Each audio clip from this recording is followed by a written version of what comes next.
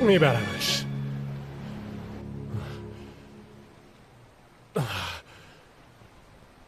زود باش اینو بکش روش.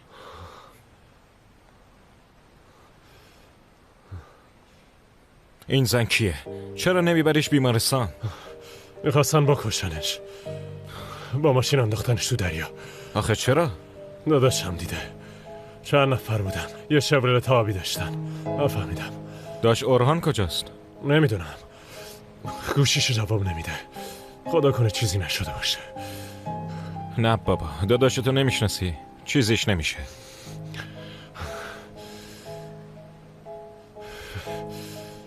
نه، جواب نمیده. الیف دخترم، به هوش اومد. دخترم. شما کی هستین؟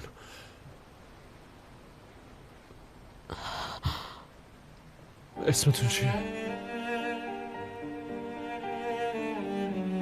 پینار. پینار خانم، نگران نباشین، حالتون خوب میشه. جاتون امنه، آروم باشین. وداد عمو، وداد. وداد کیه؟ باهاش تماس بگیر. خیلی خوب، بیا یه کاری بکنیم. بذار برات کتاب بخونم. مامانم کجاست؟ کی میاد خاله؟ پادشاه قصه ما نمیدونست باید چی کار کنه تو میز مامانم برام نمیخونی.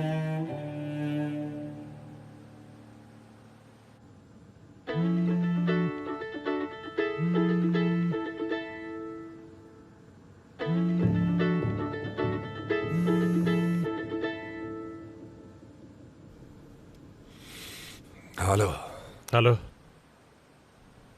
شما آقا وداد هستین؟ بله خودمم. شما؟ یه خانم از دریا نجات دادم، شماره شما رو بهم داد. خانم کیه؟ دریا چیه؟ تو کی هستی؟ حالش خوب نیست، داره میمیره. چی میگی این وقت شب؟ کدوم زن؟ پینار. پینار؟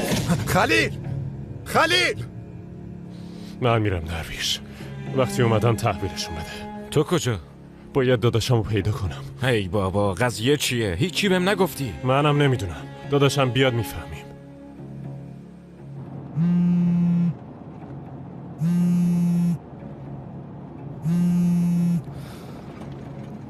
کیه؟ جانان جواب بده، نگران شده. داریم میریم خونه دیگه. یه لحظه نگه دار. چی کار کنم؟ گفتم یه لحظه نگه دار، حالم خوب نیست.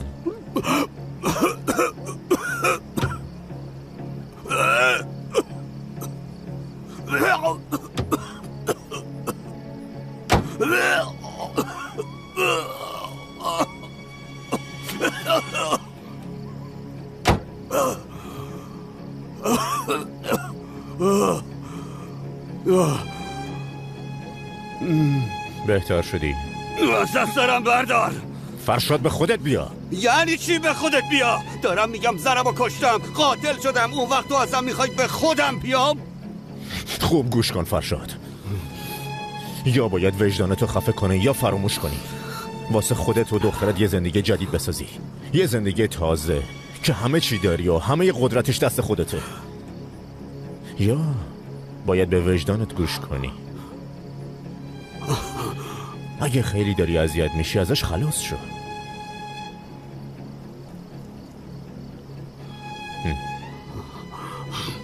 نیازی نیست دیگه بیشتر از این عذاب بکشی.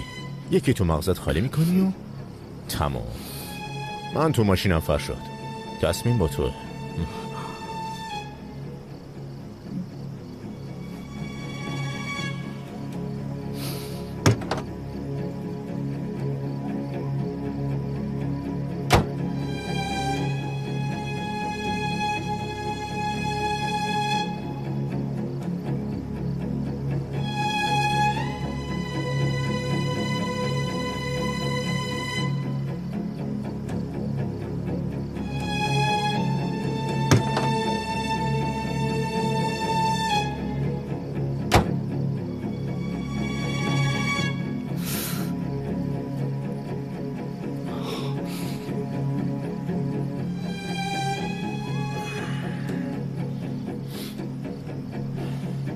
خوب گوش کن.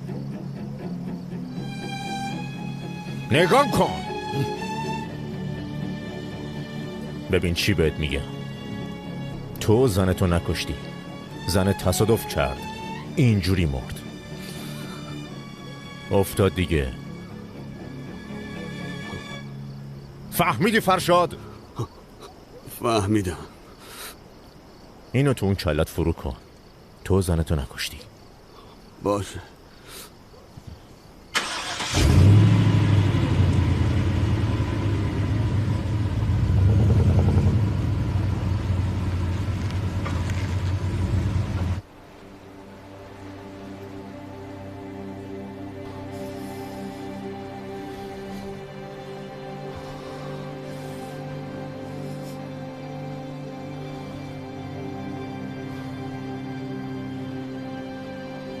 کجا قیمش زده؟ داداش! پس بذار برات یه کتاب دیگه بخونم. خب اینو نگاه کن. ارتش زنبورا. ببینیم زنبورا چی کار کردن. زنبورا دوست ندارم تو منم کتاب بخونی. تو رو خدا بگو مامانم بیاد بخونه.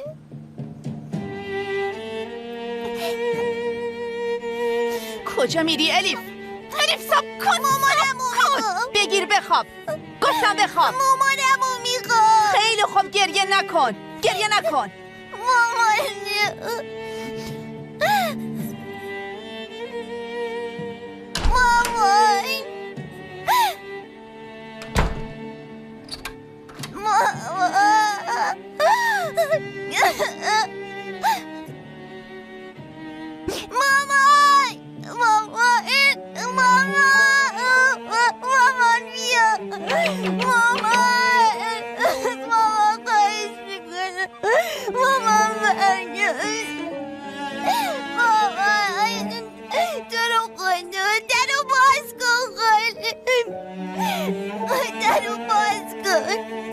خاله درو باز کن. خاله درو خدا درو باز کن.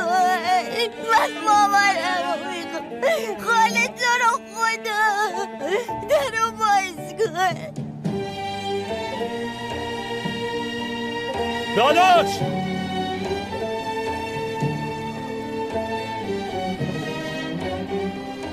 داداش!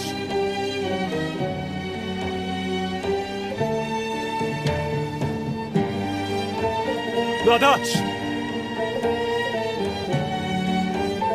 داداش! داداش! داداش کجایی؟ داداش!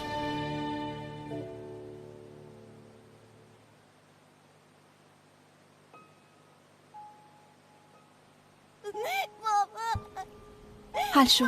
چی کار کردی؟ آره. چرا گریه میکنه؟ گیر داده مامانم کجاست. منم نتونستم بخوابونمش. در قفل کردم. تو زده به سرت جانان؟ بچه رو تو اتاق زندونی میکنن؟ چی کار میکردم؟ با دخترت خونه مادرش رو تمیز میکردم؟ خب نشد دیگه. هر کاری کردم نتونستم بخوابونمش. حتما حس کرده.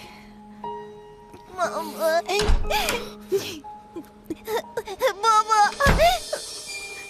دخترم بابا بیا عزیزم. عزیز دلم.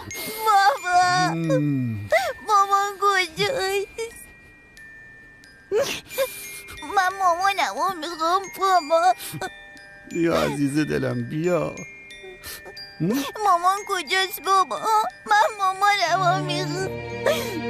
بابا تو رو خدا بگو مامان بیاد.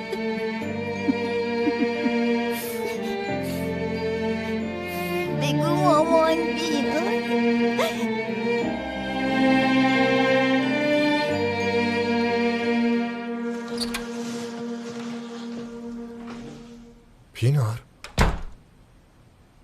پینار عزیزم.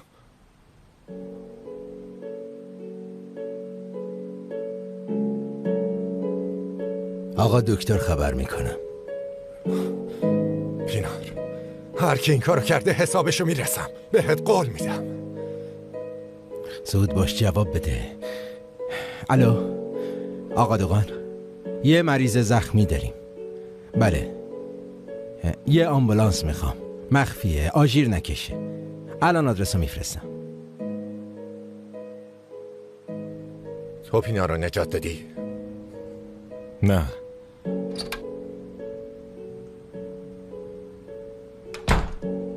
یوسف نجاتش داد. وداد تویی؟ یوسف چی شد؟ داشت اورانو پیدا کردی؟ برادرم همه چی رو دیده بود، زنگ زد. منم رفتم نجاتش دادم. هر چقدر تشکر کنم کمه. محبتت بی جواب نمیمونه. کسی رو میشناسی که شبلت آبی داشته باشه؟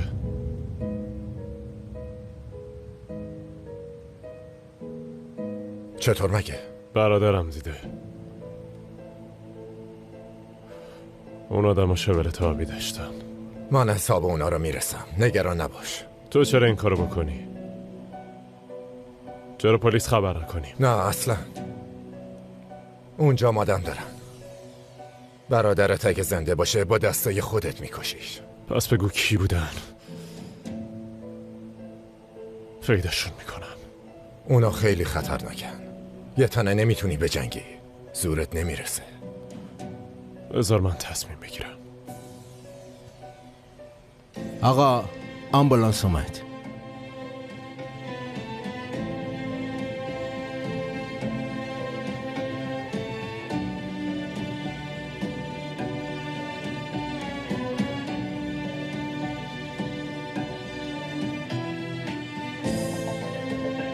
بابا این خاله جانان من اینجا زندونی کرد. خیلی ترسیدم. همون شد دختر گلم.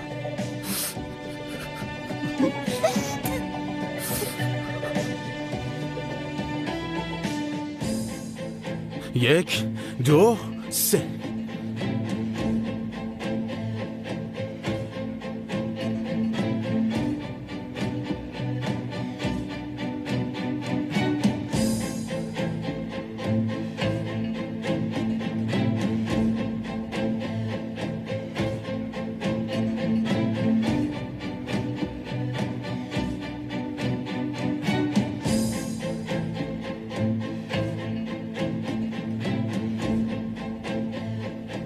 شمارمو که داری.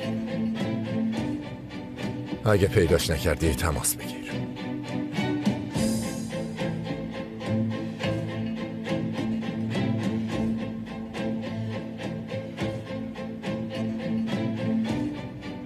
حالا چی کار کنی؟ من برم خونه. شاید داداشم برگشته باشه.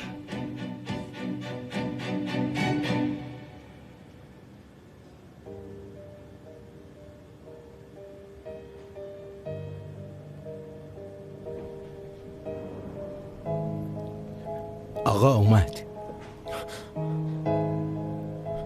دوغان حالش چطوره؟ زنده است ولی تو شوکه. جمجمش ترک بردشه، مغزش هم ضربه دیده. اورژانسی عملش میکنم اما بازم نمیتونم بگم خطر برطرف شده.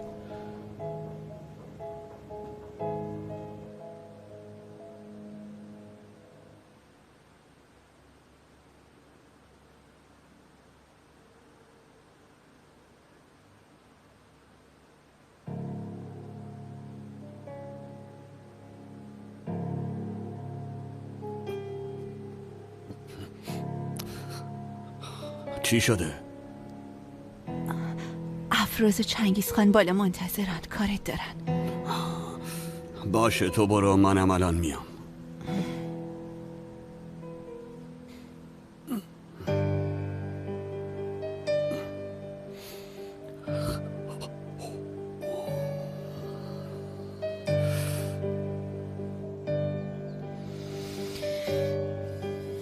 داره میاد. بیا عزیزم. فرشاد جونم تشریف آورد. خب چطوری؟ آرومی؟ خوابت برد؟ چنگیز خان. خب کارتون چیه؟ عزیزم باید هماهنگ باشیم که چطور رفتار کنیم. بگی بشین. اینجا دیگه مال توه. راحت باش، حالشو ببر. بیا عزیزم، لطفاً بشین.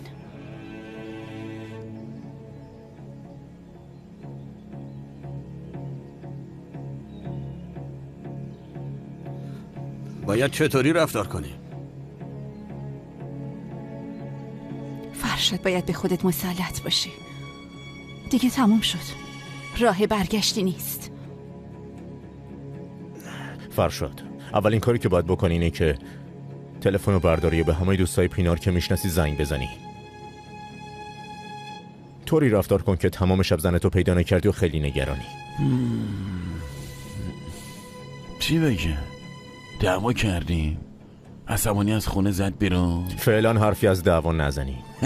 آره بابا، ما شاهدیم، هیچ مشکلی با هم نداشتم.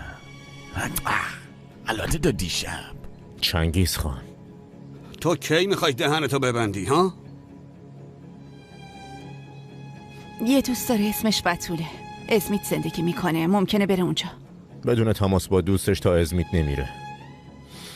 بگو رفته بوده هواخوری، تمام روز درگیر تولد بوده، کارای اون انجام میداده و خسته شده. بگو دوست داره شبا تنهایی رانندگی کنه. باید یه همچین چیزایی سر هم کنی دیگه. واقعا هم دوست داشت، دروغ نیست.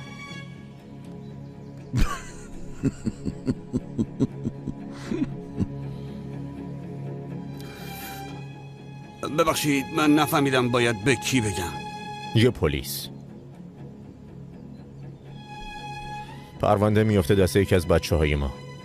منم 2 روز دیگه ماشین رو پیدا میکنم.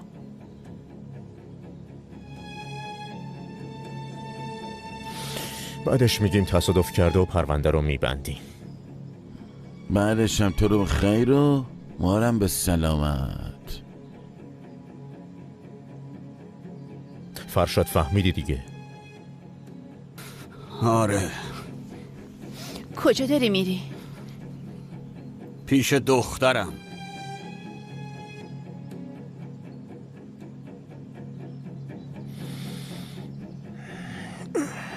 جانان اینو جمع جورش کن.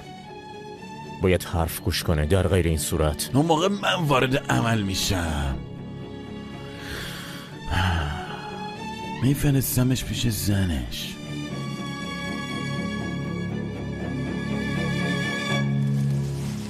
درون آبهای سرد دریا.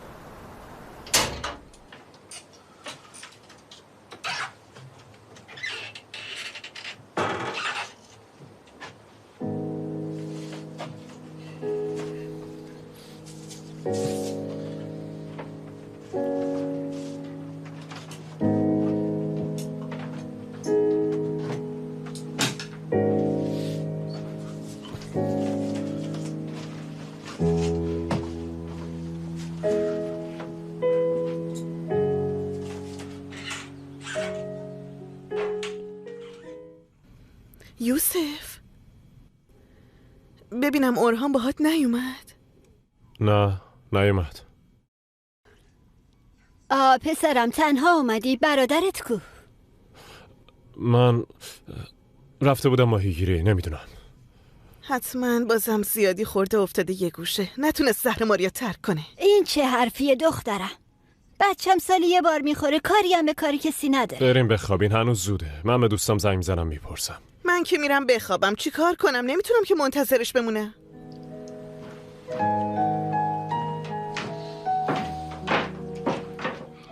برو مامان، تا هم بخواب. نه پسرم، بذار اورهان بیاد بعد میخوابم.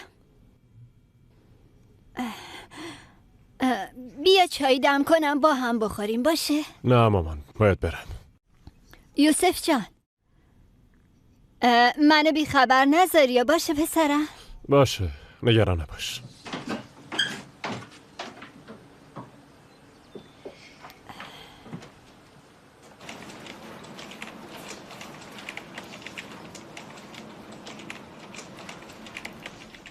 پس نصف شبی زده بیرون؟ بله، شبا که ترافیک نیست دوست داره رانندگی کنه. میگفت اینجوری آروم میشه. با دوستاش تماس گرفتین؟ بله. خانوادهش چطور؟ پدر و مادرش سال هاست که فوت شدن. خواهر برادر؟ نه، متاسفانه تک فرزنده. ببخشید اما اینو باید بپرسم، دوست پسر نداشت؟ کسی که بهش مشکوک بشین؟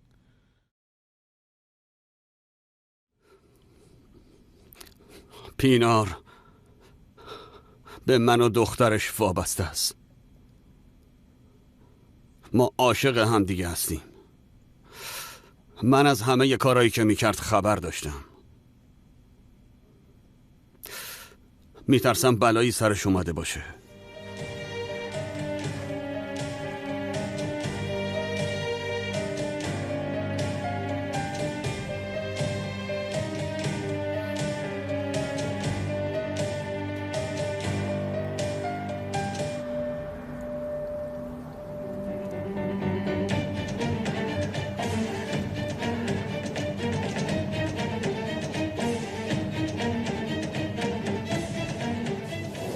چند نفر اینجان؟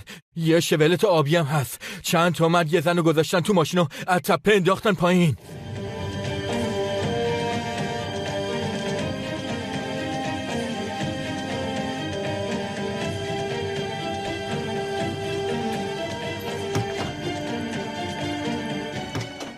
اگه زنه رو پیدا کردین به هم خبر بدین. چشم قربان. اونجا آدم دارن. برادرت اگه زنده باشه با دستای خودت میکشیش.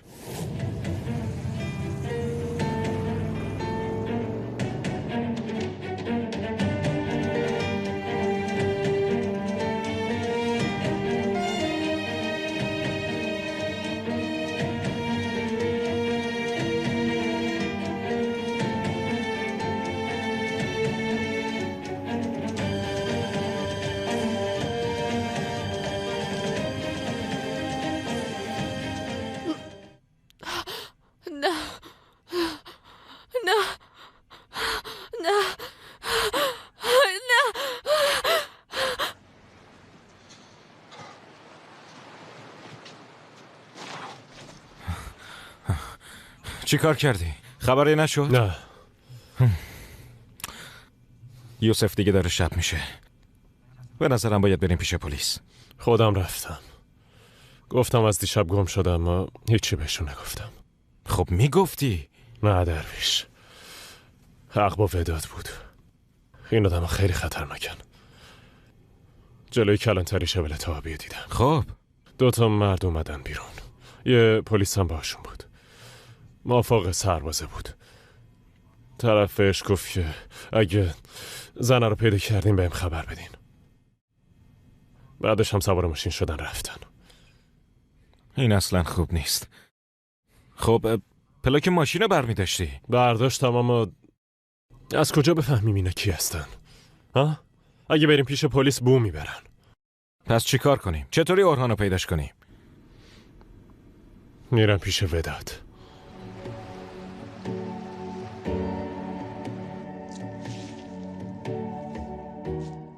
آقا فرشاد، پلیسا اومدن. چی شد؟ پیداش کردین؟ نه متاسفانه آقای فرشاد، ماشین رو پیدا کردیم اما اثری از همسرتون نیست. ببینین، لطفاً التماستون میکنم همسرمو پیدا کنین. آقا فرشاد، ماشین همسرتون ته دریا بود، اما نگران نباشین، امیدتون به خدا باشه.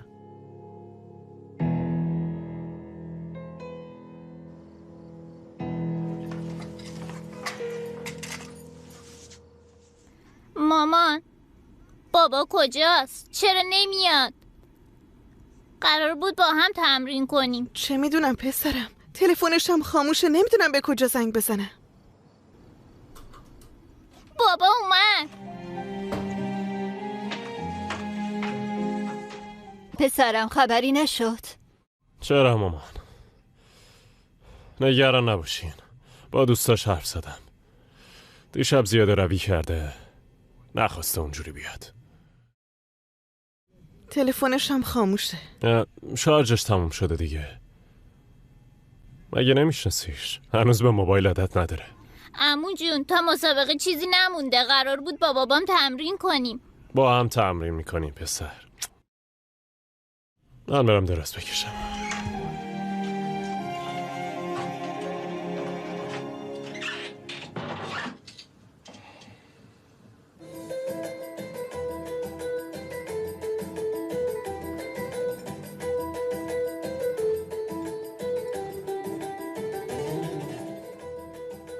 خوش اومدی. خیر باشه انشالله. پینار تو ماشین نبوده. میدونم. ممکنه زنده باشه. این چه حرفیه فرشاد؟ به زودی جسدش هم پیدا میشه. حتما موج با خودش برده، اصلا نترس. منظورم اینه وقتی مینداختنش تو دریا زنده بود. چطوری اینقدر مطمئنین؟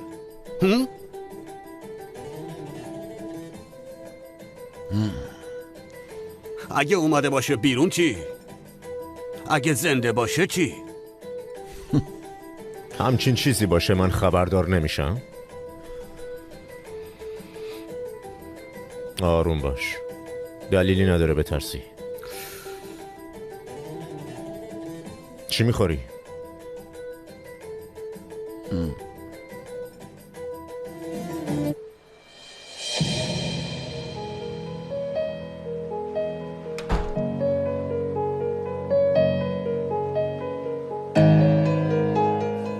چند تا مرد یه زن رو گذاشتن تو ماشین و از تپه انداختنش پایین.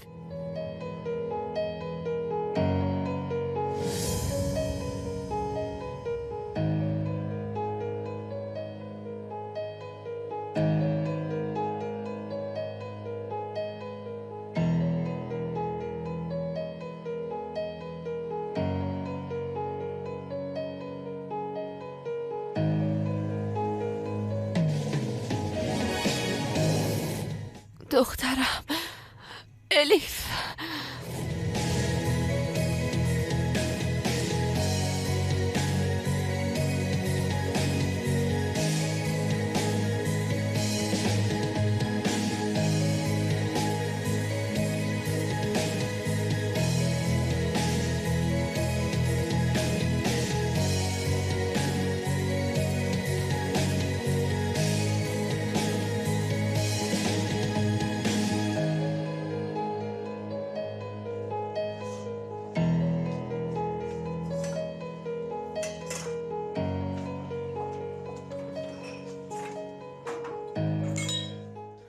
توی چشمه هم زدن خودشو جا کرد اینجا.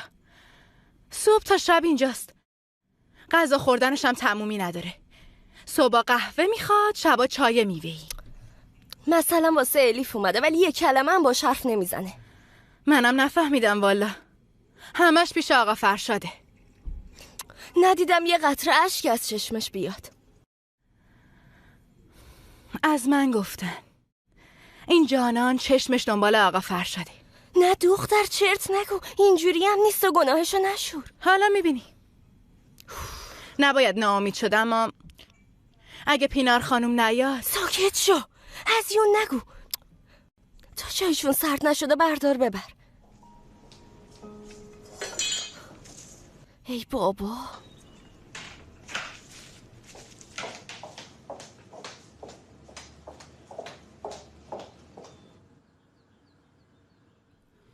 الیف دخترم بدو بیا صابونه.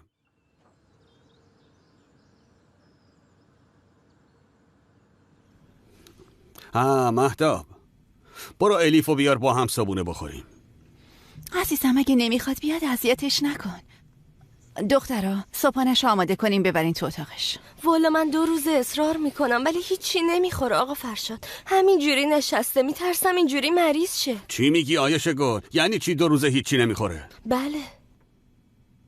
تو که گفتی خورده. جانانم دارم بزرگش میکنن، گوشتش باشه میخوره دیگه. برین براش املت سیب زمینی که دوست داره رو درست کنین، من بهش میدم. زود باشین، برین. میدونی داری زیادی حساسیت نشون میدی. حساسیت زیاد؟ آره. دخترم 2 روزه هیچی نخورده. چی میگی؟ این رفتار توی که عجیبه. فرشاد منم به اندازه تو به الیف اهمیت میدم. واقعا اصلا معلوم نیست، اینطوری به نظر نمیاد. ببین گفته تا مادرش نیاد چیزی نمیخوره. بهتره دیگه بری بهش بگی که مادرش مرده. باشه وقتش برسه میگم. پینار دیگه بر نمیگرده. آرومتر، یواش. باشه کسی نمیشنوه، نگران نباش. فرشاد جان دیگه وقتشه به خودت بیای.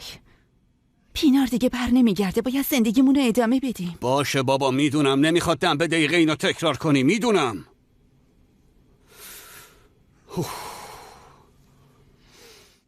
اینطور که معلومه اینجا نمیشه غذا خورد.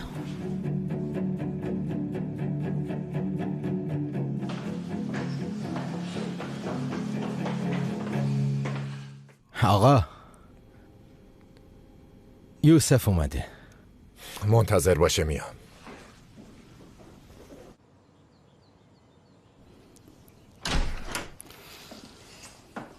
دخترم ببین چه بویی میاد. غذایی را که دوست داری آوردم. من غذا نمیخورم. تو که نگاش هم نکردی. ببین خاله عایشه گل چه قشنگ تزیین کرده واسه تو. دلم نمیخواد. من مامانمو میخوام.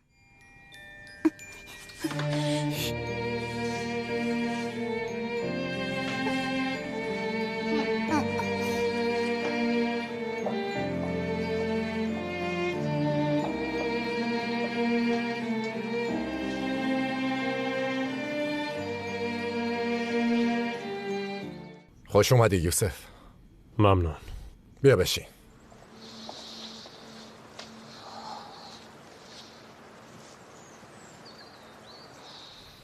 برادرم هنوز نیومده. منم گشتم. کسی از اتفاقات اون شب چیزی نمیدونه. معلوم نیست چی کار کردن. اینا کیان؟ بهم بگو. روزنامه ها رو نخوندی؟ چرا خوندم. نوشته بودن که ماشین رو پیدا کردن ولی زنه نیست. پینار بیمارستانه. وضعش هنوز وخیمه. تو روزنامه عکس شوهرش رو دیدم. جلوی کلانتری همیشه ولت آبی بود. شوهرش هم بود. با چند نفر دیگه سوار ماشین شدن. اونا کیان؟ میخوام همه چی رو بدونم.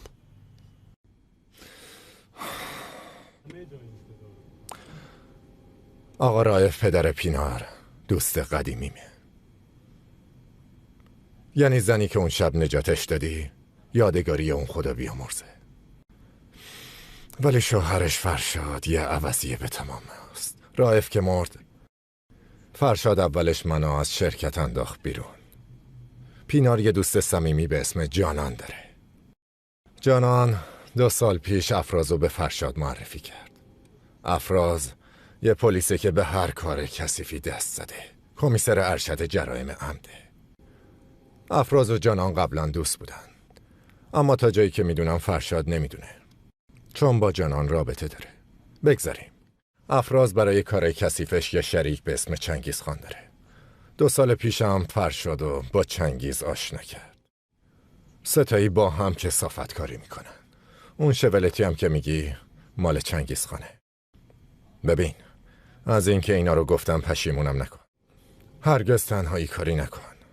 اونا خیلی خطرناکن. بازم غذا نخورد. داداش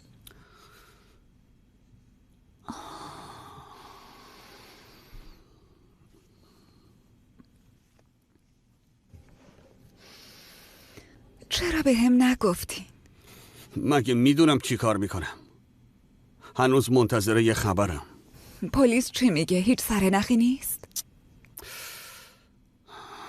ایپک خانم خوب شد اومدین. حال الیف خوب نیست، شما بریم پیشش. عزیز دلم پایینه، برم ببینمش. چمدونتون رو باز میکنم ایپک خانم. آره اینجا میمونه.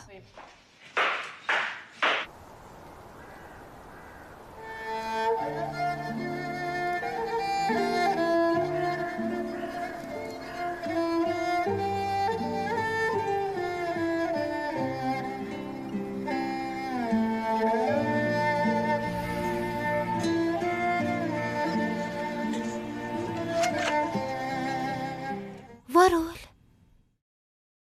چرا اینجا نشستی عزیزم؟ منتظرم خاله مریم. منتظر چی؟ واسه مسابقه؟ آره. خب چرا اینجا نشستی؟ برو تو زمین. قراره بابام بیاد، منتظرشم. مگه اوران خان برگشته؟ هنوز نه، اما میاد. تا حالا نشده نیاد بازیمو ببینه. امروز حتما میاد.